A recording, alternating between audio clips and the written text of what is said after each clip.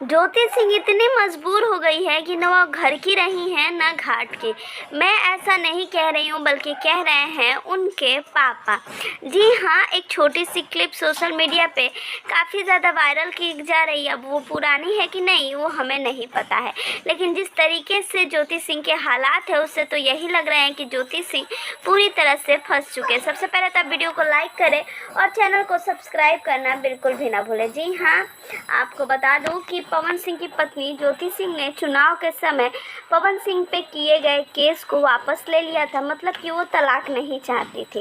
लेकिन फिर से ज्योति सिंह के साथ कुछ अच्छा नहीं हो रहा है, ज्योति सिंह को घर नहीं बुलाया जा रहा है। इसके लिए ज्योति काफ़ी ज़्यादा नाराज़ हैं और वो अब केस भी नहीं कर सकती, ना ही वो पैसे की भी डिमांड कर सकती हैं। सोशल मीडिया पे अब आमतौर पे ज्योति सिंह को लेकर बहुत सारी बातें चल रही हैं, लेकिन ज्योति सिंह के पापा की जो क्लिप वायरल की जा रही है वो अभी की है पुरानी, ये किसी को भी नहीं पता है। लेकिन जिस तरीके से हालात चल रहे हैं उससे तो अब ज्योति सिंह पवन सिंह पे कोई केस नहीं कर पाएंगी जिससे उन्हें पैसे मिलेंगे। ऐसा ही पवन सिंह जी के फैंस का मानना है। आपको क्या लगता है, कमेंट ज़रूर करें।